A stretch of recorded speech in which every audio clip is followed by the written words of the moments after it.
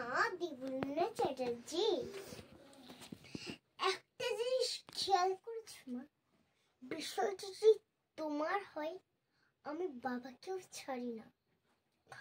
আমার জন্য তুমি পৃথিবী, তুমি সবার সেরা। আজ দু কলম হাঁটতে পারি না তোমার উপদেশ ছাড়া।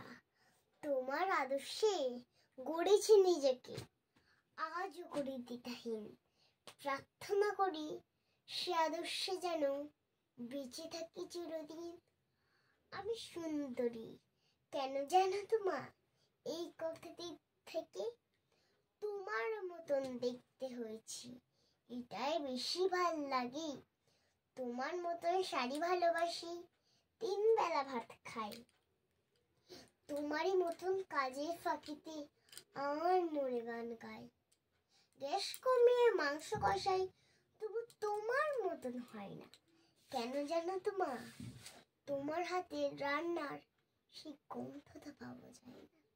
তোমার মতনই জোড়া ভুরু রাখি, এলো খোপা করে চুলে, এত কিছু করি শুধু তোমার মতন হতে চাই বলে।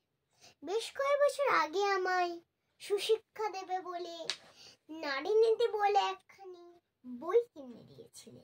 পড়েও ছিলাম 1 পাতা, বাকিটা দিয়েছি ছেড়ে। কিছুটা পড়েই মনে হয়েছিল কি পড়বো এটা পড়ে। বই না পড়ে আমার উপর বিষ রেখেছিলে তুমি। জিজ্ঞাসাও করেছো, যদিও সেদিন কিছুই বলতে পারিনি আমি। কি বলবো মা, কি পড়বো আমি ওই কটা কাগজের ভাঁজে? আসল নারী তো বিরাজ করছে আমার মায়ের মাঝে। মা, ওই বইটার প্রতিটি পাতার কথা মনে হয়েছিল তোমাকে নিয়েই, তোমাকে ভেবেই গাঁথা।